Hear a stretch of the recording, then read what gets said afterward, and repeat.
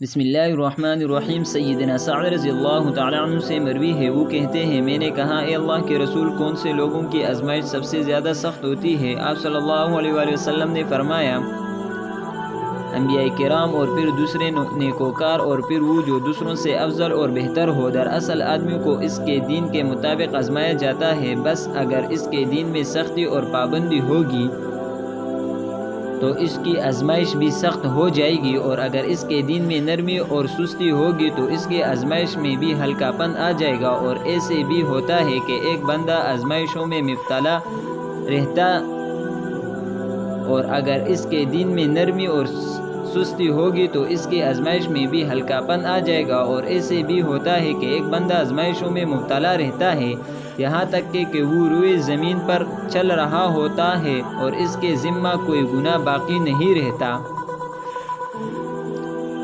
ابو عبیدہ اپنے پھوپھی سیدنا فاطمہ رضی اللہ تعالی عنہا سے روایت کرتے ہیں، وہ کہتی ہے ہم رسول اللہ صلی اللہ علیہ وآلہ وسلم کی تیمارداری کرنے کے لیے آپ صلی اللہ علیہ وآلہ وسلم کے پاس آئے، جبکہ آپ صلی اللہ علیہ وآلہ وسلم اپنی بیویوں میں تشریف رکھتے تھے۔ ہم نے دیکھا کہ ایک مشکیزہ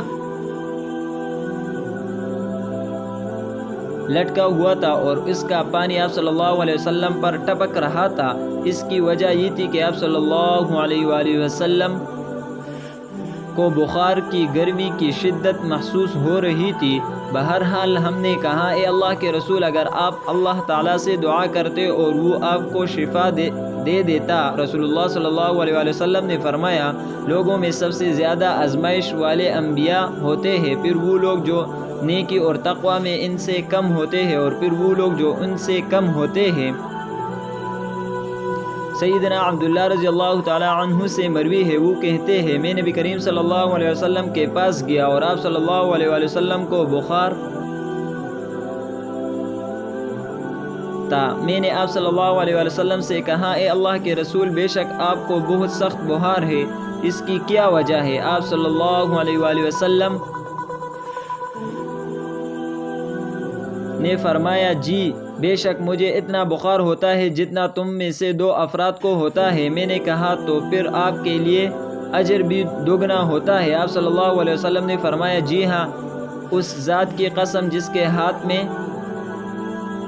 میری جان ہے، روئی زمین پر رہنے والے جس مسلمان کو جو تکلیف لاحق ہوتی ہے، وہ بیماری ہو یا کوئی اور تکلیف، تو اللہ تعالیٰ اس کے گناہوں کو یوں مٹاتا ہے جیسے درخت اپنے پتوں کو گرا دیتا ہے۔